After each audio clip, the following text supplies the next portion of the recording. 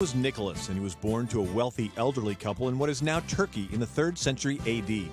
A teenager when his parents died, he entered the monastery and eventually was ordained bishop of the coastal city of Myra. Known for his generosity to the poor and for many miraculous answers to prayer, he confronted the pagan worship of Diana and was cruelly imprisoned during the persecution of Emperor Diocletian. When Constantine ended the persecution of Christians, he attended the Council of Nicaea and helped write the Nicene Creed. A true saint, Nicholas died this day, December 6, 343 A.D. This has been an American Minute with Bill Federer. For a free transcript, call American Minute at 1-888-USA-WORD.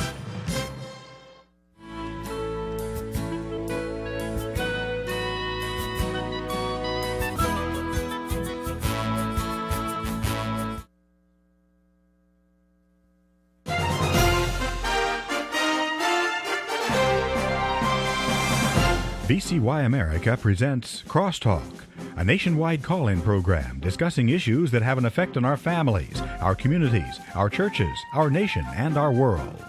Crosstalk, an opportunity for you to voice your concerns for biblical principles. And now live by satellite and around the world on the internet at vcyamerica.org. Here is today's Crosstalk. And we thank you for joining us on Crosstalk here on VCY America. Ladies and gentlemen, peril is escalating in the Middle East. Just earlier today, Fox News reported a U.S. Navy vessel opened fire on and shot down a drone operated by Iran-backed Houthi rebels in Yemen.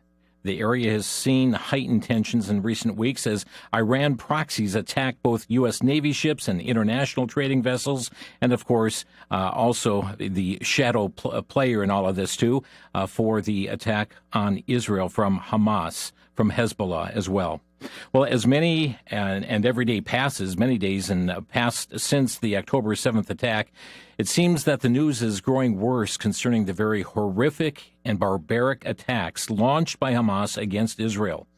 Israel wasted no time in declaring war against Hamas, who has a covenant to wipe Israel off the face of the earth. But as these days are passing, increasingly we are seeing pro-Hamas, pro-Palestinian uprisings and rallies around the world and inside the United States. And the media has been all too willing to bow to this storyline given by the enemies of Israel, blaming Israel for what was said to be the bombing of a hospital, even though it was Hamas who did this. And by the way, it was a parking lot. Some of the storyline as well blames Israel for carrying out the attack on their own people on October 7th, just as an excuse to go to war against Hamas. All kinds of fake stories have come out, which we'll be commenting on later. Friends, just as we must not forget the Holocaust, as Israel's prime minister said, never forget is now, we must not forget this horrendous attack on Israel on October 7th, which some have said is the equivalent of 20 9/11s on America. Our guest today just returned from Israel days ago to document the story firsthand. With us in studio today, we welcome back Pastor Jim Schneider Jr., pastor of Quinton Road Baptist Church in Lake Zurich. He's an author. He's a speaker on the program In Grace. It airs both on WVCY Television and VCY.TV, as well as VCY America Radio, and on facilities across this country. Pastor Jim, thanks for joining us today. Thank you so much, Jim. Good to be back with you and to be here on Crosstalk. Why did you go to Israel? I think that's the number one question. When all of this is unfolding, most would try to avoid this area. Why did you go? I've been going to Israel since I was a young teenager. My dad loved Israel on his first trip. And I just have always loved the country. I loved it because of our faith connection, obviously, and all the things that you see there. But I started to really fall in love with the people, both Jews and Arabs. Both Palestinians and Israelis. And over the years, because of doing tours and now filming a lot in Israel, I've just had so many connections. And as all of this one unfolded on that Saturday morning there in Israel, and I had just returned from a missions trip to the Philippines, so I'm kind of groggy watching the news. And I'm like, oh no, this is bad, really bad. And it turned out to be the worst, loss of Jewish life since the Holocaust. Yeah. And so I was just so burdened, and we did a lot of In Grace internet interviews and things. But I'm like, I just feel like I really need to go there and see it and be there, talk to people, and do some filming. And so we went, and I had a friend who is a correspondent with Fox News, Mike Tobin, and I texted him, I'm going to Israel. He goes, okay, get this app. And they have apps in Israel where you get the app and it tracks you. And if there's a rocket heading towards you, it gives you an alert. You know, like, this is the place that I'm heading. And my wife is a little bit worried. The media company that helps us in Israel, we have a TV show on TBN, so they have a facility there. They had the press jackets and helmets and everything for us. So here we are going into a war zone wearing a flak jacket. You know, I'm a pastor. Mm-hmm. This is a very new thing for me. But we didn't have any problems. We didn't see any issues. Now, we were there during a very good time because it was the week of the ceasefire, and we didn't plan that. It was, we feel fortunate that we were there without as much threat. Now, there was the big, there was a shooting in Jerusalem while we're in Jerusalem, and I think 4 have died from that, plus the terrorists. But I went because I'm like, I just have to go there, number one, to say I'm standing with Israel. Myself, I'm not afraid to go. And number 2, I want to tell the story accurately because I think media in general is slanted very much against Israel. Yeah. So programs like this, VCY, some other, Christian media stations that they see Israel as a modern miracle. We have to tell the accurate story of what's going on in Israel. So that's what we decided to do. So, as you mentioned, you've led many tours to Israel. The news was like, oh my, when you saw that and captivated by what was happening through television, video means, and so forth. Describe your emotions when you landed in Israel and began to see, these are roads we've gone down before, and they were not the same. Yeah, it's true. Now, when you land in Tel Aviv, it's an interesting place, and it's a wonderful place. We land, and it's an El Al flight, because that's the only airline flying in and out of Israel. They have a couple other Israeli airlines, but there's no European airlines. There aren't any American airlines. So we had to go on El Al. We land, and the plane is basically Jewish people, because no one else is going to Israel. Mm-hmm. The whole airplane erupts in clapping and applause. I'm like, I love that, because they all knew this is their homeland that was supposed to be the safety outlet for the Jewish people since the Holocaust. And I've had people tell me, I've been to a lot of pro-Israel rallies and events lately, and I've been hearing people just behind me talking, even though Israel went through this terrorist attack, they still feel Israel is the safest place in the world for Jewish people because they're seeing the anti-Semitic uprisings even here on our campuses. And right here in Chicago, just down the road, we were at an event, and there were pro-Palestinian protesters, which I would rather call them anti-Israel protesters. And there was a gun fired at an event that I was speaking at, a pro-Israel rally. So it's troubling to see what's happening and the threat that the Jewish people are facing, even though they have a homeland that's supposed to be safe. So we land, we get out, and I'd been to Israel during COVID, because we were able to go as journalists, and it was wonderful because we had the country to ourselves. We didn't have all the tourists in our way.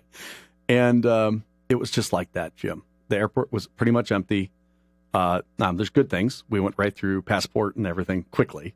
But as we went, and I'm sure you've seen the long hallways where the arrivals go through and the departures go through, and it's this big, long, beautiful hallway. On that hallway, they had all the hostages posters. Yeah. So you're just impacted right away. Very, very sobering. Yep, this is the situation on the ground in Israel, and that all the people we met had that same sober, a little bit of a fearful look when we talked to them. Yeah. So you spent little time in Tel Aviv before you advanced to other regions of Israel. So we decided to headquarter in Jerusalem, and we usually rent, if I'm filming there or whatever, we rent an Airbnb. So we got it very inexpensive. Everything was easy travel-wise because you didn't have anyone else doing it. So we got rental car easily and all this stuff. And then we were able to go from there, and I decided to tell the story in 5 different fronts, 5 different ways, because Israel is, and this has always been the case for Israel. They're surrounded. They're always surrounded. And I think even from above, media is coming down on them from above. On all sides, they have threats. And so we decided to call the YouTube special Israel's 5-Way War. Yeah, and that's very interesting. That was where I was going next with this, because you made many stops, and we'll talk about some of those reactions and things you saw, but you called it a 5-way war, and many people scratching their heads. What do you mean 5 ways? Yeah, and you could probably even say more, but we decided they had 5 active fronts going on right now in Israel. The obvious one is Gaza, and we spent the most time on the YouTube special talking about Gaza. We went to Sderot. I'll give more details on that, but that's the main problem currently, obviously. But they're facing an active enemy on the north, so we went all the way up to as far as you can drive, and we had to pass through some checkpoints. And as press, we were able to get through almost all the way up to the border. And they have attacks every day right now from Hezbollah. Now, while we were up there filming, there weren't any. So again, praise the Lord, we weren't under any enemy fire. We never had any rocket alerts where we were. But people in Israel have had to live that way. The people along it's called the West Bank envelope. Anyone that lives anywhere near the West Bank, for 18 years, they've been facing these rocket attacks. Kids on playgrounds in Sderot, the bigger city right near, it's a half mile from Gaza, had 5 seconds for 18 years, 5 seconds to get off the playground into a bomb shelter. You know, this isn't anything real new. Now, what was new this time was the waves of terrorists coming in and doing just awful things. But Israel's always faced this, you know, and all of these enemies want to annihilate them. They want to wipe them off the face of the earth. So we were able to tell the story in the West Bank, what's so-called the West Bank. I'd much prefer to call it what the Bible does, Judea, Samaria. But the world calls it the West Bank, and that's another front. Why? Because there are a lot of Palestinians there that are pro-Hamas, and all these prisoners that were being released while we were there, you know, it was a 3-1, and it was supposedly children were being released, the Palestinian children, as Israel was getting their children back. These were like bearded young men that had committed acts of terrorism. They hadn't killed anybody, but they tried. So the West Bank people, the Jewish people that are living there, and they have every legal right to live there, it's their land, they're afraid that what happened in Gaza with Hamas could happen in their neighborhood. So there's a lot of fear. So that was another front of 3. And then I said Iran is a front, and they're, you know, instigating all this, financing it. And then, of course, the media is the 5th front. The media, even while we were there, were telling slanted stories against Israel. It's amazing. Pastor Jim Schneider with us here today on Crosstalk, and we're going to be sharing some audio clips here as well that are taken from this YouTube special that they have put together. But you mentioned the 5 seconds, you know, for young people to leave that playground, get to a bomb shelter, and you did a ride along with a driver of an ambulance, and he also talked about that 5 seconds, which caused him not even to buckle his seatbelt. Yeah. So I get in, and I didn't know what to expect. We had this set up by the media agency. They said, you know, be at Sderot at 9:30 in the morning on Thursday, and we're leaving on Friday. So this is our last thing we're going to film. We get there, and I didn't know what to expect, and we pull into an ambulance station. In Israel, they have all their ambulances are donated by friends in America, many of them. And so we get in an ambulance. It was donated from Chicago. I couldn't believe it. And then the ambulance station, the building itself, had been financed by a suburb of Chicago, Skokie. So I'm emailing pictures back home to our Jewish friends, and they're like, yeah, we donated that ambulance. Just the way, you know, they had like 15, 16 ambulances, and we got in the Chicago ambulance. I'm just like, this is so amazing. And so we put GoPros on the ambulance, and the driver is a paramedic. So I start talking to him. His name is Hillel, Jewish guy. And I said, were you here? Yep, I was here October 7th. You know, it's their 9/11 times 20. And I said, well, what happened? And he told me the story. As we were riding around, he was showing me all the rocket hits and all the places people were murdered. He tells me the story that he looks out his window that early Shabbat morning, he had the ambulance at his house. He was on call, and he saw a white pickup truck driving by with Hamas members with a machine gun out his front window. My. Friends, we're going to take a quick break. Pastor Jim Schneider is with us today discussing Israel's 5-way war. Some audio clips from the special that they've put together, a YouTube special. We'll tell you about that as well, so stay with us. You're listening to Crosstalk on the VCY America Network.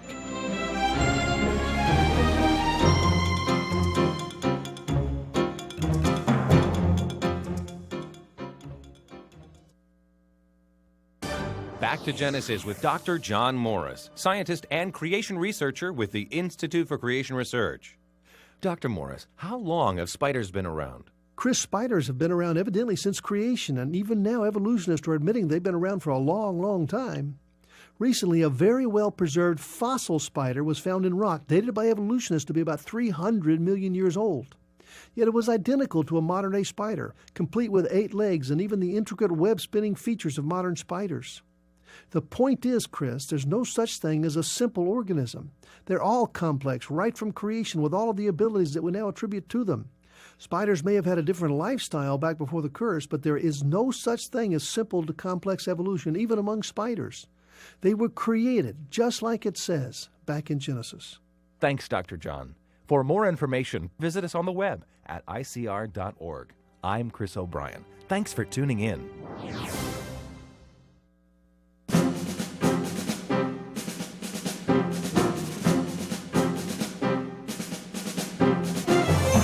You're listening to Crosstalk on VCY America. Pastor Jim Schneider Jr. with us today, pastor of Quinton Road Baptist Church in Lake Zurich, Illinois. And he is also the speaker on the In Grace broadcast, both radio and television, that's really heard around the world. And with us here today in studio, just got back from Israel, sharing those experiences with us. Tell us a little bit where you went on the trip. I know you brought with you some audio clips as well. You were with an ambulance driver. You were telling us about him. And as I watched the video, it was just, as you got in this ambulance, and you wondered, what is going to take place here. But when he explained, I don't wear a seatbelt because we have 5 seconds to stop this vehicle, get down, lay down on the ground, because, and if we put on a seatbelt, that could be an extra second that we don't have. Yeah, so if you watch the video, as he's explaining this, he says, I leave the window down a little bit, and I don't wear my seatbelt. And and I'm trying to think why, And then he tells me because he needs to hear the siren, and he doesn't have time to take off the seatbelt. He's got to get flat on the floor because the rockets hit. I guess these rockets, most of them that they're sending over, don't explode on impact. There's no internal explosion. They impact and they blow apart. And the shrapnel, usually if you can lay very flat on the ground, it will miss you, even if it hits, unless it hits a direct hit. But so that's what you have to do. And he didn't explain any of this before we got in the ambulance. So you see me in the episode rolling down my window. Rolling down your window, I saw that. And no seatbelt on me either. But that's the reality. And that wasn't just on October 7th. Now, they had a lot of rockets come, and their Iron Dome couldn't pick them all up, because it does really good. I think 97% of the rockets are intercepted. But when you have so many, it overwhelms the system, and a lot more got through that day. And he showed us right next to the ambulance station, there was this concrete wall. It was a rehab center, and it had all these marks all over it, holes. And he said a rocket hit on the curb, and that ricocheted up and hit that building. 2 people were in that vicinity. One was a bus driver who was laying flat on the ground, and one was a female IDF soldier that was kneeling. She got killed because she wasn't low enough. Yeah. Wow. So this is the reality. And that wasn't the worst of it, of course, on that day. The worst of it were the terrorists that came in waves. And they also took over the police station in Sderot. They had a ruse. And this was very, very planned. I don't know how Israel missed it. And there's going to be a lot of repercussions once this is all out of the way. A lot of people will not be in positions they are in now because it took for Israel. And they're so good. Their security services, their IDF, they're so good. But I think they were kind of overconfident, and they weren't listening to some of the intel.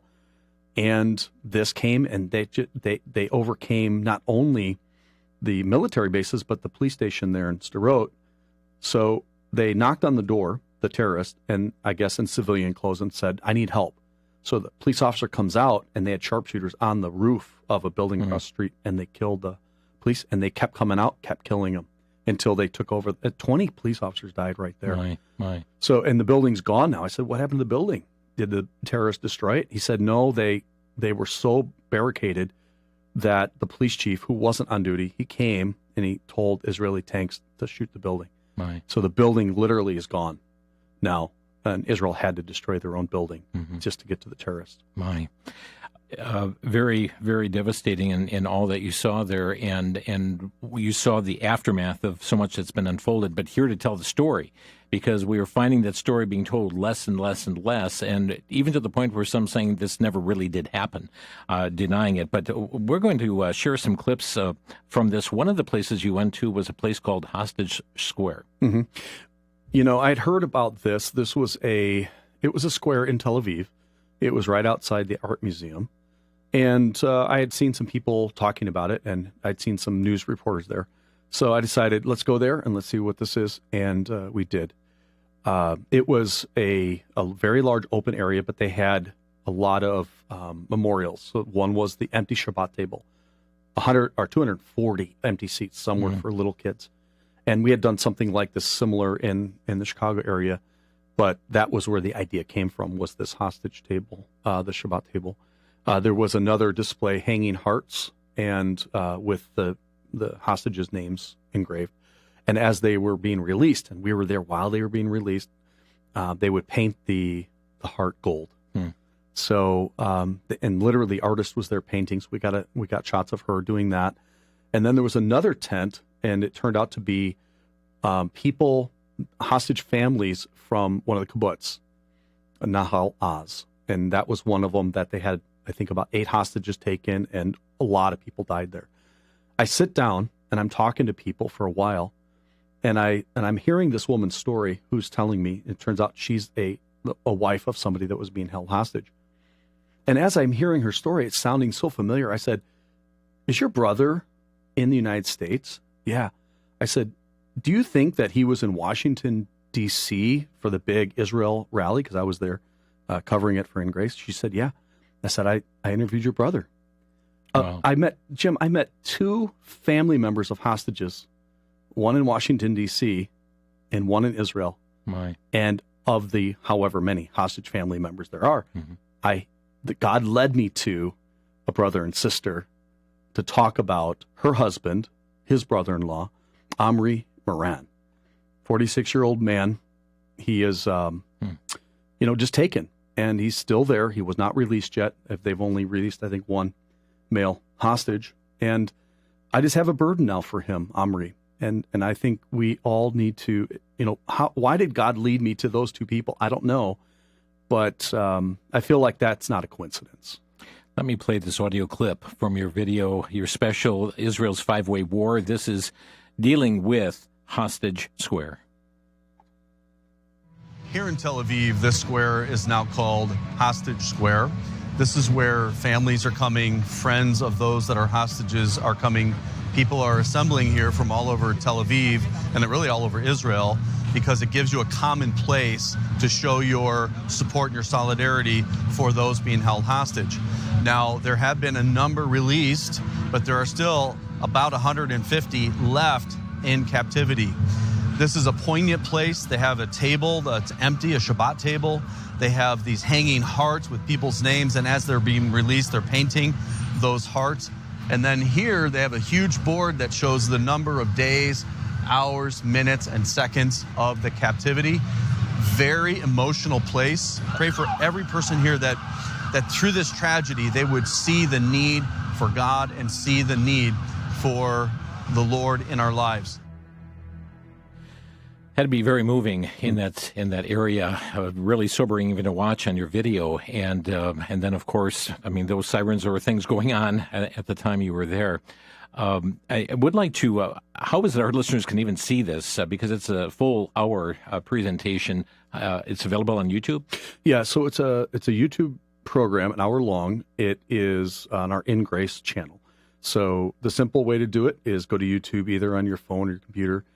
Smart TVs now have YouTube apps, and I watch a lot of YouTube now on our TV. And just search for In Grace, one word, INGRACE, and it should pop up. And it would be awesome. We would appreciate it if you would subscribe to our YouTube channel. We have a lot of great programming that is all kind of apologetics meets adventure, where we get to travel all over the world, interview really great people, PhDs that believe in creation, stuff like that. And a lot of stuff in Israel. So you'll find it there. If you subscribe, then you'll get all of the latest ones we put out a couple of weeks.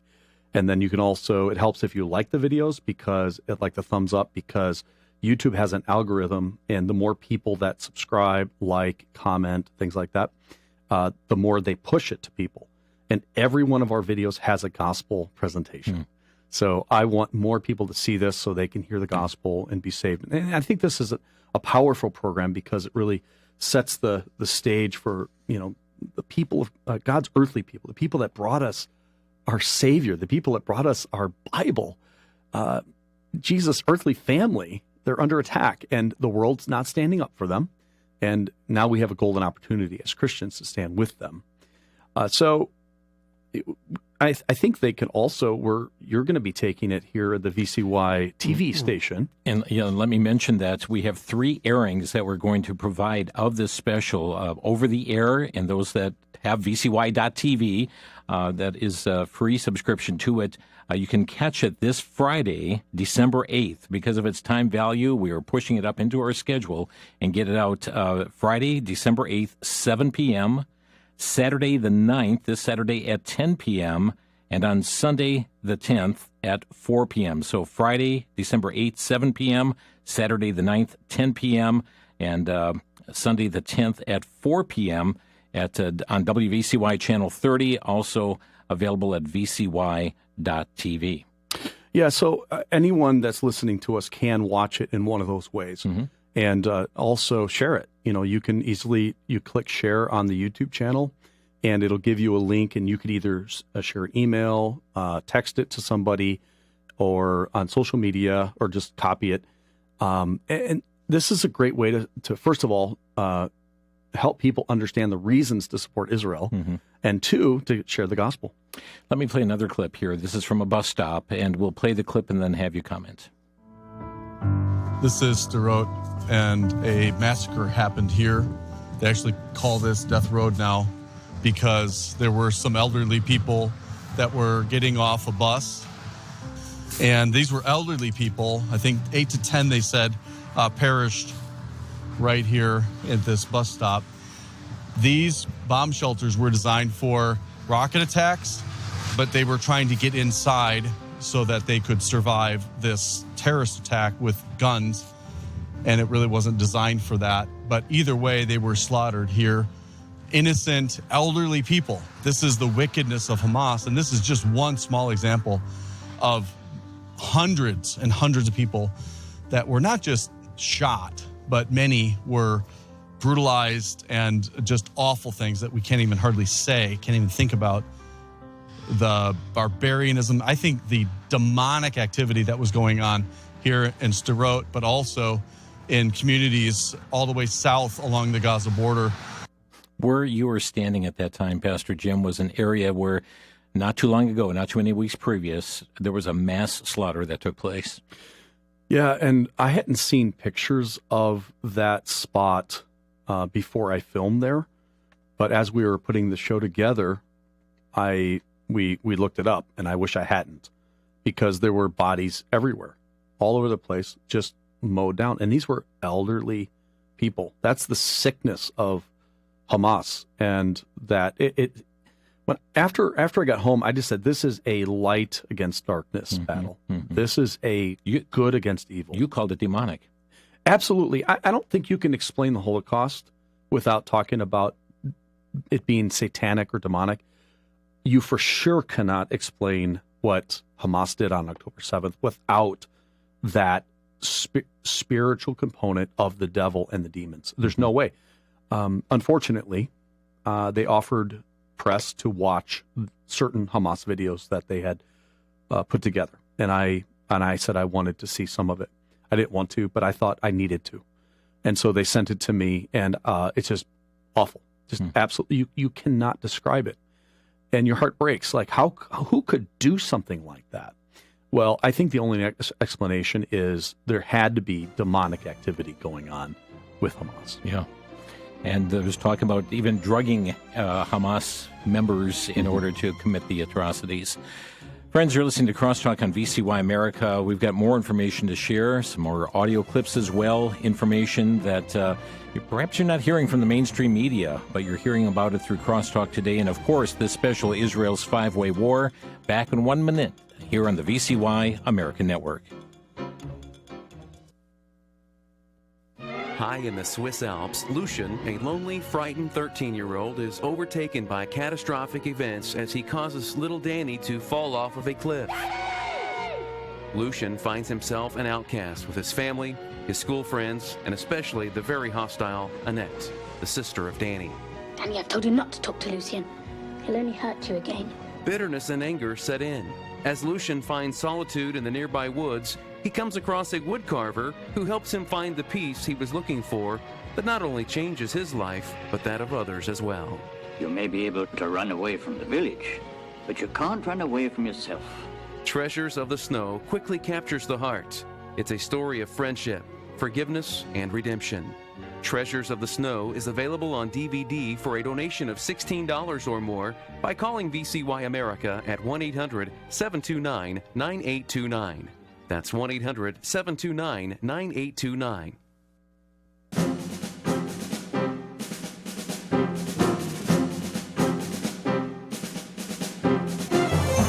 You're listening to Crosstalk on the VCY American Network. Pastor Jim Schneider is our guest today, pastor of Quinton Road Baptist Church in Lake Zurich, Illinois, talking about Israel's 5-Way War. War broke out, and Pastor Schneider, having led so many trips to Israel, felt compelled to go to Israel to see things firsthand, but to document this and to come back and tell the story. And really, we cannot forget this. And we know things are waning right now in our society and media. We'll get to that here as well. But Pastor, you actually have your In Grace ministry a bookmark that you have available for anyone across the country who would contact you, entitled "I Stand with Israel."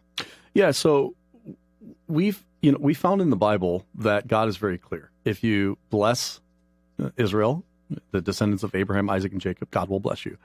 And there's the converse of that, the cursing. So we put that on the back of the bookmark. And we also then on the front say, "I stand with Israel," and the Jewish people. So that's free. Anybody that wants that through In Grace, and they can go to the website, ingrace.us, or they can call 1-800-78-GRACE. So ingrace.us, 1-800-78-GRACE. We also have a poster there that you can get, and again, put that somewhere prominent, and where people will notice and say, "Hey, I stand with Israel. I don't apologize for it." We've done a lot at our church. We put Israeli flags up in solidarity with Israel and American flags. And we had some of our, we have huge preschools with a couple parents that were nervous, like, "Isn't that making us a target?" I said, "Listen, this is the right thing to do. We've got good security. We pray hard, but even if it is, it's still the right thing to do." This is our opportunity right now to, if the Bible says that Paul brought the gospel to the Jew first and then the Greek, and he had such a burden for his kindred, his people, shouldn't we have that same burden? And now's the chance, because nobody else is doing it. We're doing it in our church, our In Grace ministry. We're standing with Israel. We're not apologizing for it. And we're getting incredible opportunities to share the gospel. So if you have these bookmarks and these posters, I think you're going to have opportunities because people are going to notice. Friends, again, you can obtain a free copy of I Stand with Israel, a bookmark, by going to ingrace.us, ingrace.us, or if you don't have internet access, you want to give a call, you can call this number, 1-800-78-GRACE, 1-800-78-GRACE, and just request, I heard Pastor Schneider on the radio, I'd like to get a copy of that bookmark, I Stand with Israel. We've got another clip we want to share, and this is, it's dealing with a Hamas rocket and menorah. Should we play the clip and then? Well, yeah. Let me set it up. It was an unusual thing. I'm interviewing Hillel, at the paramedic at the ambulance station, and I noticed something on the top of a building. I'm like, what is? It looked like a menorah, but it looked different. It had a menorah, but then it had a Star of David, but it was made out of something unusual. I'll just set it up that way. Okay, let's listen to the clip. So as you went out and as you were starting to see all of the civilians, how hard was that to see? I think until today it was working automatically. I didn't even start to process what happened. I just need to do my job. I don't have time to feel. I think it's so amazing that you have combined the Hamas rocket, which is such a dark and terrible, indiscriminate weapon that's falling on. There's a playground right here. It can fall on any of these places. Contrasting that with light and goodness. And I think that's the battle that went on here. Is the battle of light and darkness. The meaning of Hanukkah, which is the triumph of the light on the darkness. Pastor Scudder. Yeah, they had made a Hanukkah, the menorah for Hanukkah, out of Hamas rockets, and it's just such an evil, awful weapon. Even if it was used properly, against other militaries, it's still awful. But to throw it upon civilians and little children on a playground, and they had these big, huge playgrounds all over Sderot, and bomb shelters right next door. Can you imagine the trauma of living there your whole life? And for 18 years. They had 5 seconds to get into those bomb shelters. So they took those Hamas rockets over the years and they built this menorah out of it. It was all, and that's why people need to watch this, because you need to see this. To me, it's the contrast. It's what the gospel can do. It dispels the darkness. When Jesus said, I'm the light of the world, light has to flee darkness. So as Christians, we are to be the light, reflecting the light of Christ, kind of like the moon reflects the sun. We have to live the life that way so that people can see light. And to me, that menorah is a beautiful picture. Jesus, we read about him in John going to the temple to observe the feast of dedication. That word dedication is Hanukkah in Hebrew. And so I know that as believers, we know that the law has been fulfilled and we don't have to observe all of the law and the feasts and stuff. But there's beauty in these feasts. There's beauty in these observances. And I think the menorah is one of the most beautiful ways because it was the light of the holy place. It's the light of God, and Jesus is the light of the world. We're going to talk about as well the dishonest reporting going on, the bias of the media. I just saw today a story about the Turkish President Erdogan, who this past Monday said that Israeli Prime Minister Benjamin Netanyahu will be tried as a war criminal after Israel's war against Hamas has concluded. Incidentally, Erdogan is one that does not recognize Hamas as a terrorist organization. And so we have, that being spouted out in that regard, and very disheartening to hear that Israel was going about its normal day when this surprise attack came and 1,200 killed in very barbaric ways, and yet we have the president of Turkey saying that, no, it's the prime minister of Israel that will be tried for war crimes. So that's the devil's tactic, is to take something and totally turn it around and flip it and lie. And Erdogan and Turkey, I think, are part of the confederation that will attack Israel one day, according to Ezekiel. So it doesn't surprise me, but I'm saddened by that. We had one of our Israel trips booked on Turkish Airlines, and somebody told me that they give discounts to martyrs. My. So I'm like, well, I guess we're not using Turkish Airlines anymore. So anyways, I think they would have probably been that way whether or not the media was honest or not. But when I say media, I'm talking about the major media, CNN and others, when they have a slant against Israel, the way they tell the story isn't accurate. It does incite more people. And we had an example of that with that hospital that Israel so-called bombed. And that led to all sorts of problems and uprisings and violence instantly because it was not reported accurately. Not only there, but here as well. Right. Yeah, there and here. Now, in Israel, obviously people are a little suspicious of that type of reporting because they've seen it. But it's the international media that's the bigger problem. And that story made its rounds. And I was talking to a reporter we interviewed a reporter on the show, Gil Hoffman. He's the one, by the way, that broke the story of the freelance photojournalist from Gaza coming in on the attack. And he's like, how did they get there so fast? And they were fired by, I think, Reuters and CNN because of Gil Hoffman, one of our guests on the show, in his reporting. But he also commented on this hospital bombing and how quickly you have to respond to this, because he said it used to take Israel weeks to kind of correct the story.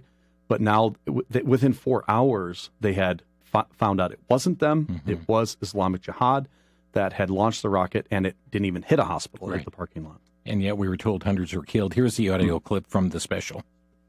It took 4 hours to provide solid proof that Israel did not bomb the Al Ali hospital in Gaza and prove wrong the claims by the Hamas health department that Israel had bombed this hospital and had killed 500 people. Some media outlets said 800 people. All of them said mostly women and children, because they believed what the Hamas told them as if it came as gospel from Jesus.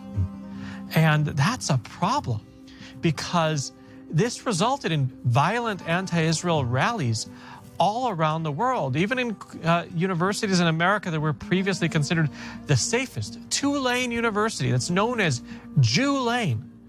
I had lectured there 3 days earlier, and they couldn't believe that there would be any violent protests there. And sure enough, there was, in part because of this false reporting.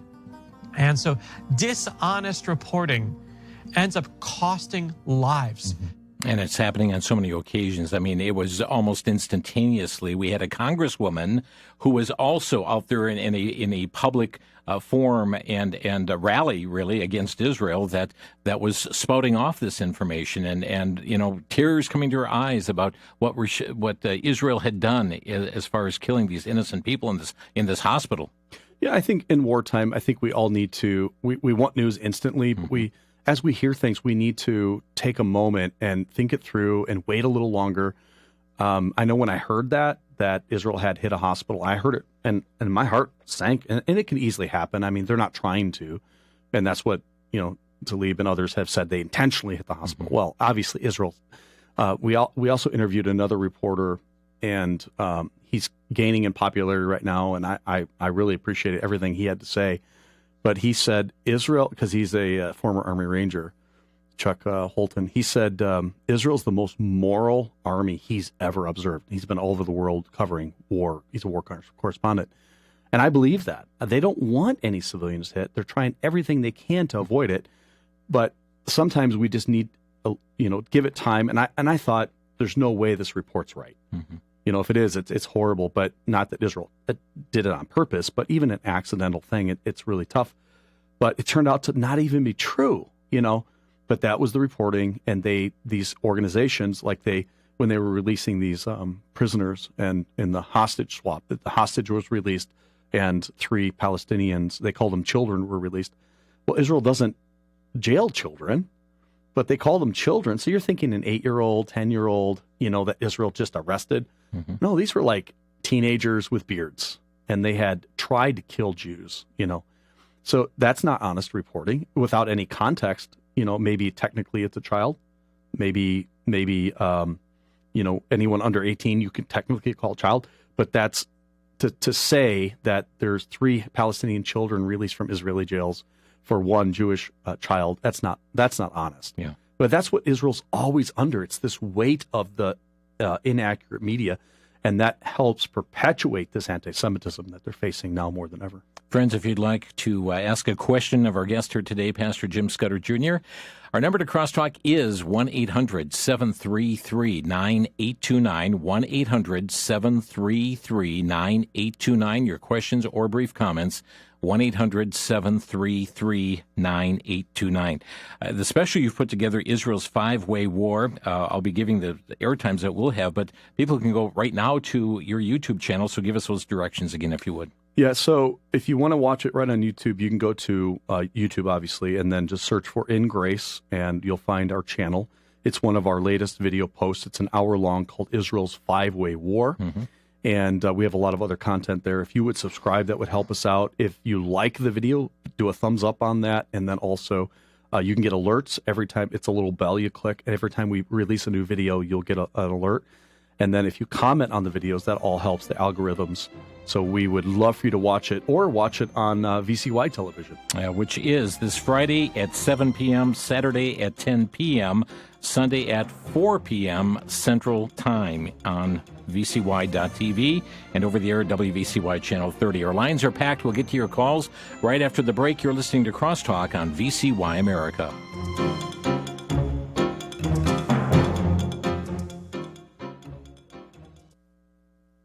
For the Worldview Report, I'm Brandon House. Our website is worldviewreport.com. I'm not sure I ever thought I would see the day, but in late November 2023, the former director of the National Security Agency, and he was also the director of the CIA at one time, General Michael Hayden, retweeted a tweet. And the picture was of a lady, probably in her 60s, holding a Bible, and then her handgun, and the American flag, stating, I am committed to the Bible, a biblical worldview. I believe in the Second Amendment, which comes from a biblical worldview, the right to defend oneself. And she had the flag. I'm patriotic.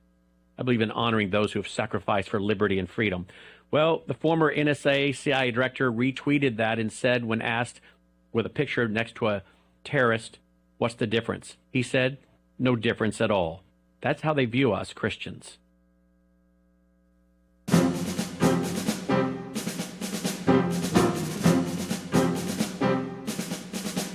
The program is called Crosstalk. We're discussing Israel's five-way war. Pastor Jim Schneider Jr. with us here today from Quentin Road Baptist Church in Lake Zurich. And friends, again, if you'd like that bookmark, I Stand With Israel, they're making that available complimentary. You can go to their website, ingrace.us, or give them a call, 1-800-78-GRACE, 1-800-78-GRACE, and just ask for your copy of I Stand With Israel, the bookmark. They'll be glad to send that off to you. We're going right to our phone lines here today on Crosstalk, and with us right now is John, calling from our home city of Milwaukee. John, you're on the air. Hello, and thank you. Biden, when this all started, we're with Israel. Then these idiots in Congress, we're with Palestine. This country, to me, is rudderless. They don't know what they're doing. It's weak leadership, and I wonder if your guest had any thoughts. Thank you. Okay, thank you. Yeah, my thoughts are exactly what you said. A rudderless. Now, I'll tell you this. I have not found anything until recently that I could say thank God for with our president. But when they do something good, we have to say praise the Lord. And our president did something good by sending strike groups to the Middle East to make sure Hezbollah and Iran stayed out of making this worse. Because Israel, if Hezbollah had come in full force, and they still might, but if they had come in full force right away, it would be horrible for Israel. So our president sending Blinken and the defense secretary and himself going to Israel is amazing. Now, he is vacillating, and he needs to hold strong. He's getting a lot of pressure from voters, Democratic voters that are pro-Palestinian. And we're not anti-Palestinian, by the way.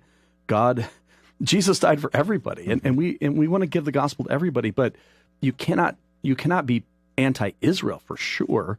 And I think we need to be very much anti-Hamas.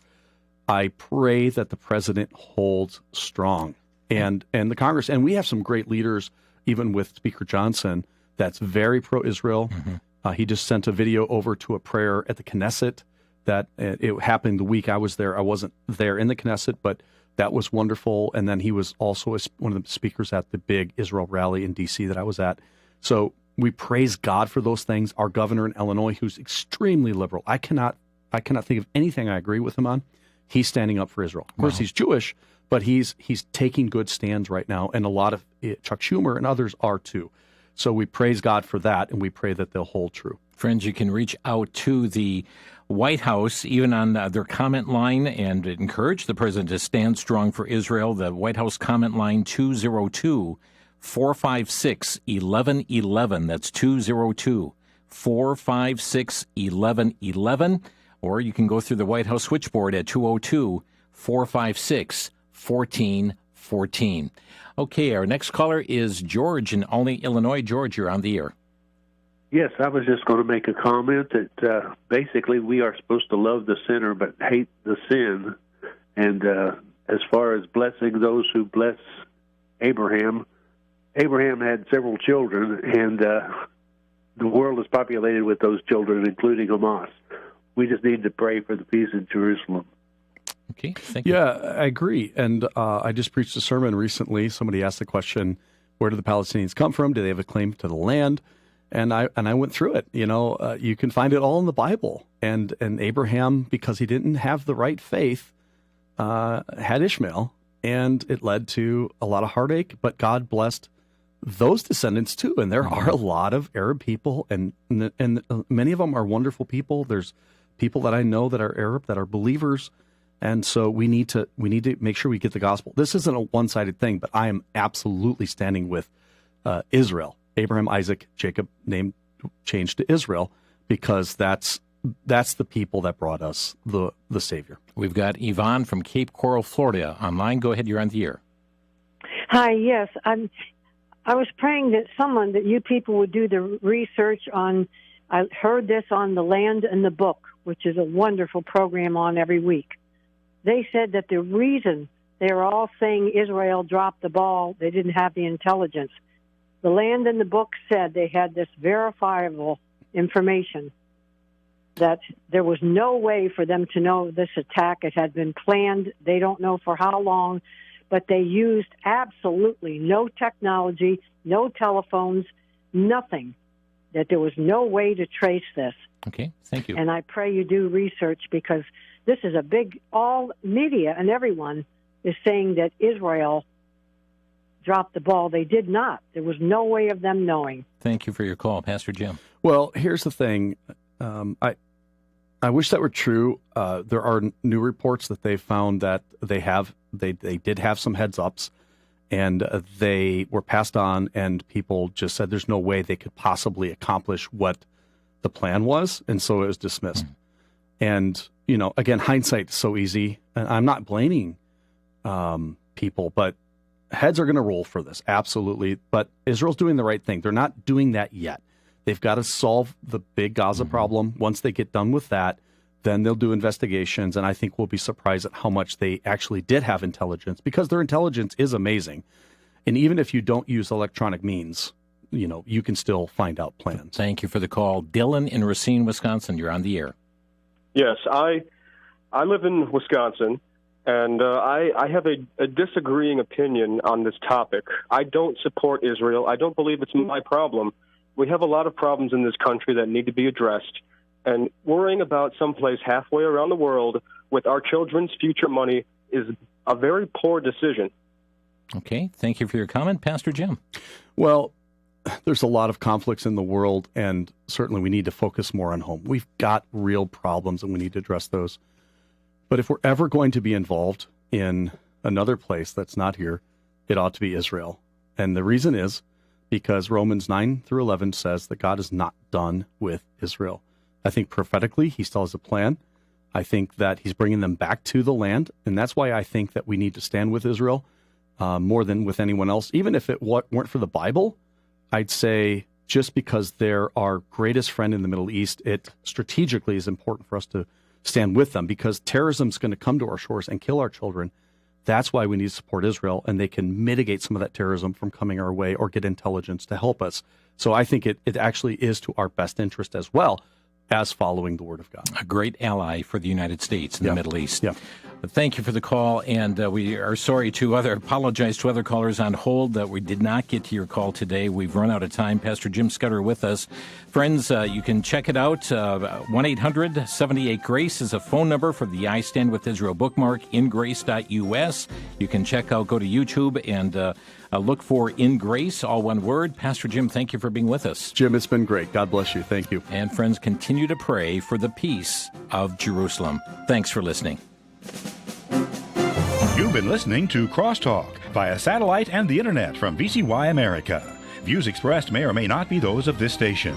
For a CD of today's program, send a donation of $6 or more to VCY Tape Ministry, 3434 West Kilbourne Avenue, Milwaukee, Wisconsin, 53208, or download by RSS or podcast from crosstalkamerica.com. and join us again for Crosstalk.